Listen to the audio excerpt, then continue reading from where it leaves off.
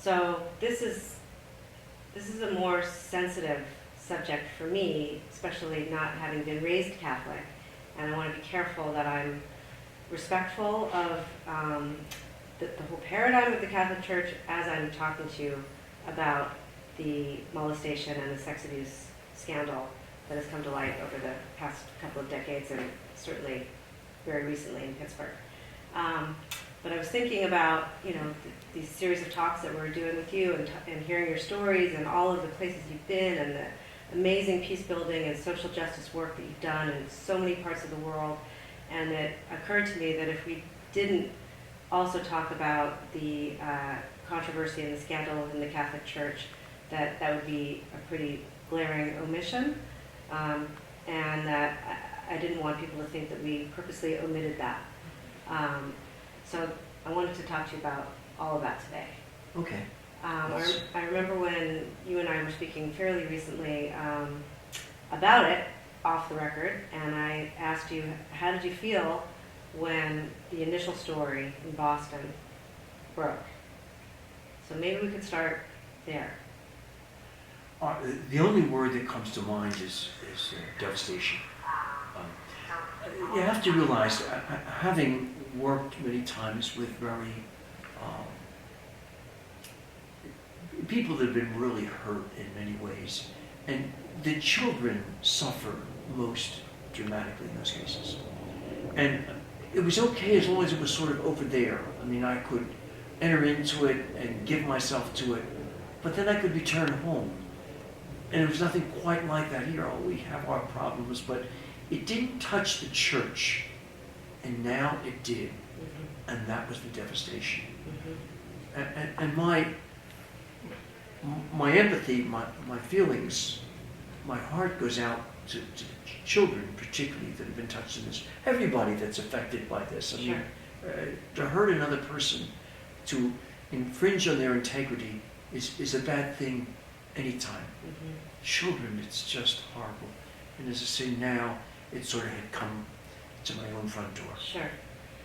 How do you make sense of it in your own mind? I mean, do you think this is something that, there were so many different priests and people involved that it's hard to paint it with one brush, but do you think that many of the priests that were involved in sex abuse and molestation were aware of how damaging what they were doing was, or did they somehow justify it and make it feel okay in their own minds? How do you understand that these good men did these things? No, I think it's the second of what you're talking about. That is to say, they sort of became the only person that counted in the situation. And we know now there's a whole kind of a grooming and sort of drawing the children into themselves until they get to a situation where they can in fact abuse them. So I think it gets like a sort of a particular kind of tunnel vision, that they are the center of the world and everything sort of focuses on them. Mm-hmm. And the child just becomes a supplement to all of that. Mm-hmm. Mm-hmm. You worked with some of the big names that emerged, some of the bishops and the cardinals that not only participated in some abuse themselves, but had a leadership role in covering it up by moving priests around. Can you talk a little bit about that? Yeah, yes, I can. And I think you make a good distinction between those that were involved themselves. I knew a bishop in Florida that was in a seminary environment, that's a training center for priests, and that he was accused and had to leave his post. The famous story, of course, is Cardinal McCarrick, the former Cardinal Archbishop of Washington, D.C., who also, while he was in formation, seemingly abused seminaries. I say only seemingly because I don't know exactly what he was pinned to, but clearly he was seen as one that was a perpetrator in this kind of environment. And then I knew the famous Cardinal Worrell, again of Washington, D.C., followed McCarrick in that particular post, but his problems were in in Pittsburgh, and his case was that he moved people around, and that, as our own bishop here in San Diego has called it, the greatest of sins, moving people from place to place. So it wasn't so much that he was accused of abusing children themselves or seminaries themselves, but rather that. I guess the comment I would have are several. One is that this situation, and I think it's heinous. I just spoke to you about the children and how I felt about them being harmed. I also feel that these men, when they give themselves into this, should receive the full civil punishment in a case like this. And I know situations now where people have been in jail for this kind of situation and are monitored a long time after this and are very strictly regimented in what they can do and what they cannot do. And I see no reason why we should excuse a priest who is guilty in the full extent of the law should not experience all of that. I would say also that it's a tremendous embarrassment and shame to the priesthood itself. I told you about a situation when we were talking privately at one time when this was at its peak, that I was in clerical garb and someone spit at me in the street, and I felt that it was very much associated with that. I sometimes, as a priest stands in the back of the church after Mass is over and little children come out and their parents come with them and you make a little fuss over the kids. Just on occasion, just a kind of it's almost like a tremor that goes through me, wondering how those parents are even thinking of me touching their children. So that all of that kind of comes to my mind in a case like this. But I wanted to go back to these church leaders because recognizing the heinousness of it and the difficulty that children have coming back from this through many years, I need to say also that this is not the full definition of these men. Sure. I've seen them earlier times in life, and I've had that privilege of seeing them do very kindly, good and noble things in their lives. And I guess it's the old story that there's evil in the best of us, sure. And I think that's manifested in a case like this. I would also say that I see this particular, we would call it sinfulness, but this failing, if you will, let me call it that, failing. Well, we just don't know enough about it yet. I think we need to study it to see if it's a disease, and if so, is there something we can do to correct that? I just don't think we need it. I think of the early days of what was the disease? AIDS. AIDS, yes. Thank you. I think of it very much that way, how frightened we were in the beginning of it, and how awful it seemed, and how we stayed away from it. We would not even touch these people. I think there's some of that now, but I think we need to study it. The social scientists, the medical people need to do that. Part of the study will be to understand seminary life. It's a very contained male environment, and some of the things that had happened in that probably happened in the military sure. and in prisons, and we just don't know all of that. And we need to study it all. And I would say, and it would be my last thing to say, not the first thing, that we have to find some way of reconciling them. Now, you remember, because we talked about it before, that I studied in my dissertation priests that left the priesthood in days when that was the awful thing to do, because you were supposed to be a priest forever according to the order of Melchizedek in the Old Testament, Jewish Testament. But I found ways to see the human side of that, sure. And I need to see this in terms of reconciliation. Absolutely. So a couple of things from what you said. Sure. Part of being involved and being a practitioner within a certain system is you sort of accept certain things without even recognizing that you're accepting them, and that's why the importance of you being an outsider sometimes going into different countries and seeing things that people there didn't necessarily see. That's right. When all of this first came to light, did you have moments of connecting the dots in hindsight that you perhaps overlooked at the time?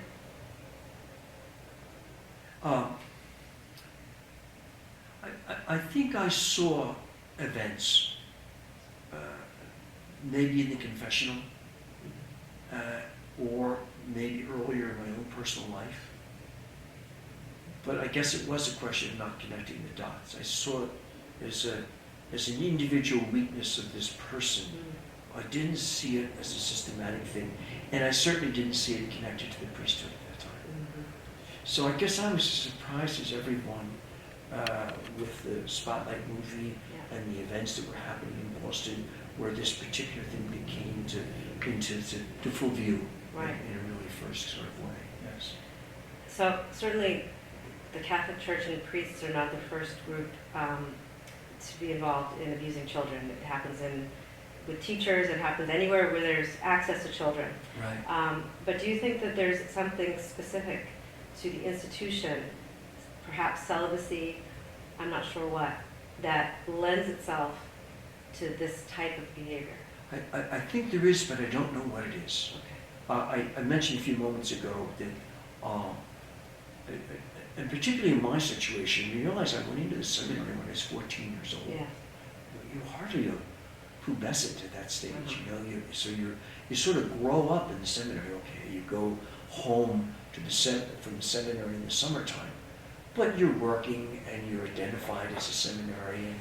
And I tell the humorous story of going home my first summer in high school out of the seminary and going to a dance that was being held in my own parish, and all my classmates that were now in first year high school in the schools, they were all assembled, we were all having a good time, and I felt this tap on my shoulder, and the pastor said, "Do you want to go back to the seminary in September? Do you want a letter from me?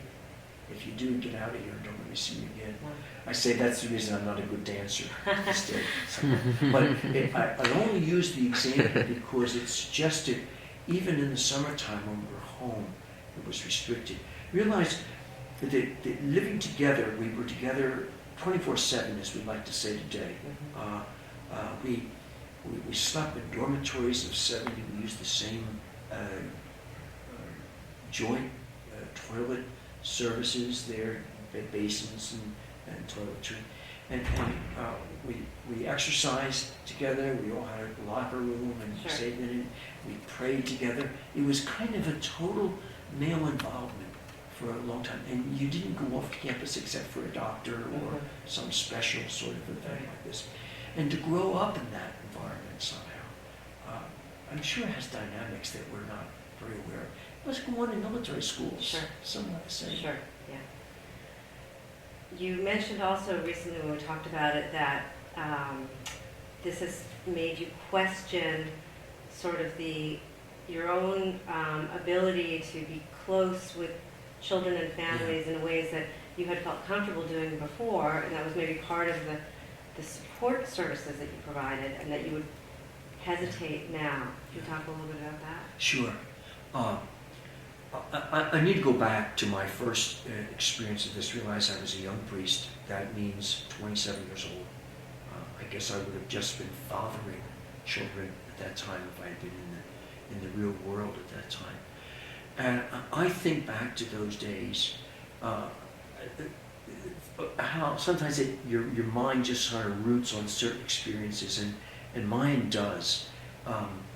There were altar boys. And realize altar boys, you met them every morning, and they served, and they dressed in a special little garb and everything, and they tried to behave, and you tried to help them behave. But what was in the back of your mind all the time, at least in mine, was, if they get a good impression of the priesthood, maybe they will join us someday and be part of it. And vocations are always something that you pound away at as priests somehow. So you get kind of close to them, and you want to reward them. So maybe in the summertime, it was Charleston, South Carolina, and there were beaches there, and there were swimming pools and things like this. We had one of those famous Volkswagen buses, the white and green ones. Remember, they seemed to be all over the place at the time. And you get the whole squad of them together and you take them off to a beach someplace. And you were the only one with them. And they'd go for a swim and they'd lose their shorts or, need their foot rubbed because they got a Charlie horse because they weren't used to swimming and that sort of thing. And I just did all of that without thinking about it. I remember going to a boy's house, and I guess he must have been about 15, and he had just lost his father. And as I remember it, he was in a violent situation. His father took his own life. And I remember the boy with tears in his eyes right up to me, and I just hugged him as though he were my own child in a case like this. And then basketball teams, it was an all-black community. And so the basketball games were all racially separated, so to speak. So we had to go on these long bus rides of a night, of an afternoon and of a night to get to our location, some other black high school at some distance from us. And my only function there was to separate the boys from the girls. The boys sit on this side of the bus and the girls sit on this side. Because in a dark bus things could happen, and they weren't supposed to happen, and I was to be sort of the watchdog, I guess. but then they would get there, and the game would be over, and these big husky kids from high school would be replaying the game in the shower room, and the coach would say, "Go in, Father, and get them out of there so we can get moving." So I'd go in and they'd all be stark naked. Of course, they were just showering, but talking a mile a minute to get things. And so I'd be coaching them out of there somehow. Those kind of things I would be very reluctant to do today. And I think there's a sadness to that. Sure. Because, it's just real to touch people in a hug or a hold or a handshake or whatever it is that will do it. And little children particularly need that, but that's become really something that you're very careful of now.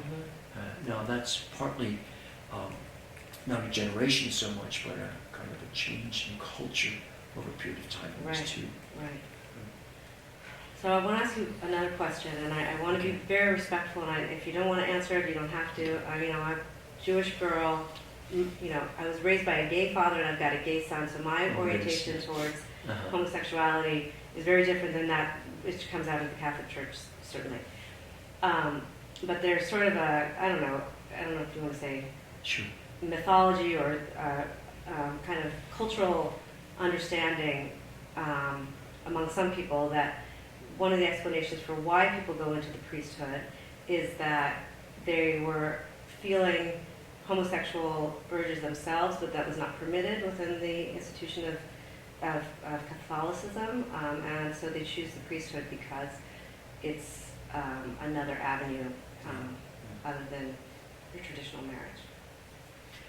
Well, my experience with seminaries, I've never been in formation, that is to say, I've never been in charge of a seminary population, was my own experience there. Yeah. And I, in anticipation of this talk, because so much of that is lost now in memory, and maybe this conversation will stir more of that. But I talked to a friend, and we have remembrances of cases of homosexuality in the seminary.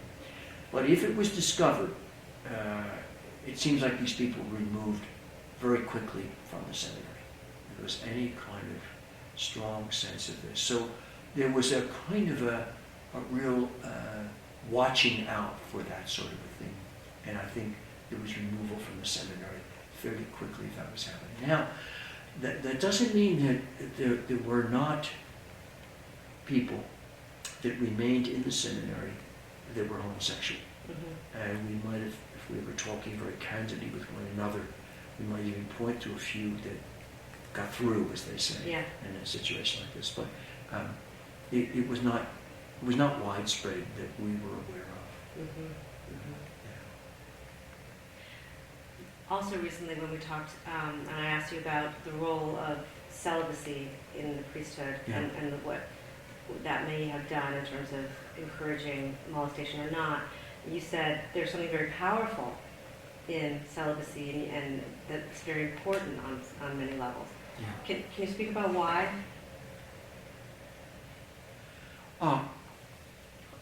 I've often seen it as first of all, a safeguard. We typically take, and I'm talking about the particular branch of priest that I belong to, 3 vows of poverty, chastity, and obedience. And all of them are designed and have a history of helping you focus on what you're supposed to be doing in life and involvement of other people's lives. And these are safeguards for you and expressions of austerity, if you will, on your part. Yeah. And they've always been very helpful to me. But obviously, to say that it's not a struggle, I'm talking about celibacy in particular now, would be false on my part. I have struggled with it myself, and I know other priests that have, and I think many in the priesthood do struggle. It doesn't come easy. It's so, as we like to say, so natural to be there. Right. I want to go back to something else, your previous comment, about Charleston and my experience there. When now that all happened very early in my priesthood, and this event, of course, was much more in the last decade or so. But when it came to a point, I found myself, haunted by what went on back in the Charleston days. So I made pretty much a solitary trip back there, and I arranged. I knew a couple of them still to have breakfast with a number of the altar boys from that time. And while I didn't talk as bluntly and straightforwardly as we are, I got to that topic, and they said, we don't know what you're talking about. I mean, we loved our priesthood. We felt they were part of our lives and all. That's the way I was hoping they would respond. But I didn't know there were 3 of us there, and the other 2 were dead, and I didn't know how it was for them, and I wondered about that. Did that make you feel better? It did, in a way, but I remain curiously anxious somehow, and I can't explain that somehow. Like one of these events that I described, is that going to come back and haunt me? Is someone going to see more in that than it was at the time? I kind of concerned about those things on rare occasions when this kind of surface in a particular way. And I tell you, an experience that happened recently.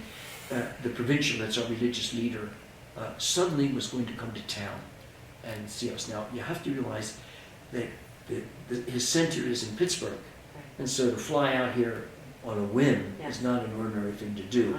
So he was coming out here, and it was out of due season. It wasn't when he was expected to come.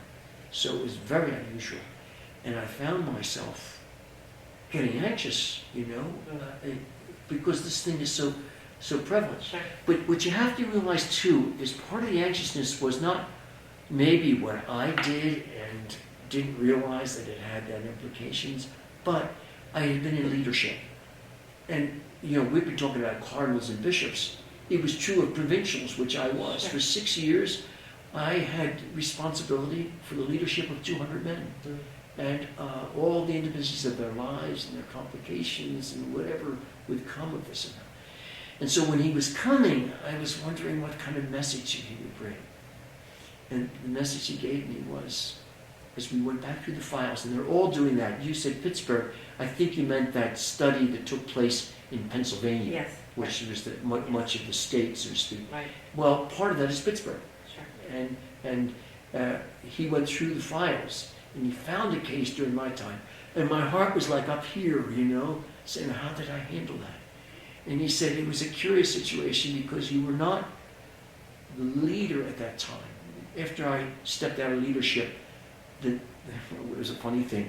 the leadership before me had me on his advisory council, as we called it, and then the man after me had me on his council for 2 terms. So I had a lot of exposure to leadership during that time.